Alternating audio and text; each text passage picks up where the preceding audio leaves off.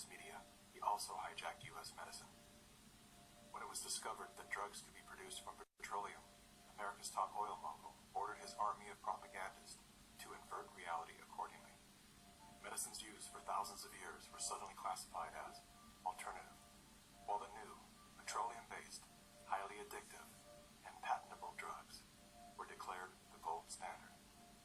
After buying a German pharmaceutical company that manufactured chemicals of war for Adolf Hitler, Rockefeller leveraged his political influence by pressing Congress to declare natural healing modalities unscientific quackery.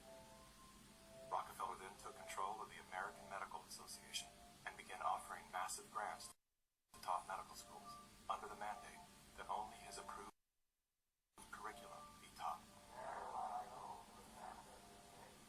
Any mention of the healing powers of herbs, plants, and diet was erased from most medical textbooks. Doctors and professors who objected to Rockefeller's plan were crucified by the media, removed from the AMA, and stripped of their license to teach and practice medicine. Those who dared to speak out were arrested and jailed. When evidence began to emerge that petroleum-based medicines were causing cancer, Mr. Rockefeller founded the American Cancer Society, through which he suppressed that information.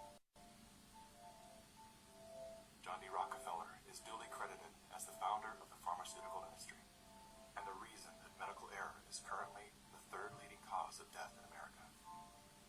This is not an indictment against doctors. More than anyone, they are under the stranglehold of the single largest lobbying power in Washington. Every year, the pharmaceutical industry spends at least twice the amount as big oil to influence laws, policies, and public perception. Thanks to Mr. Rockefeller,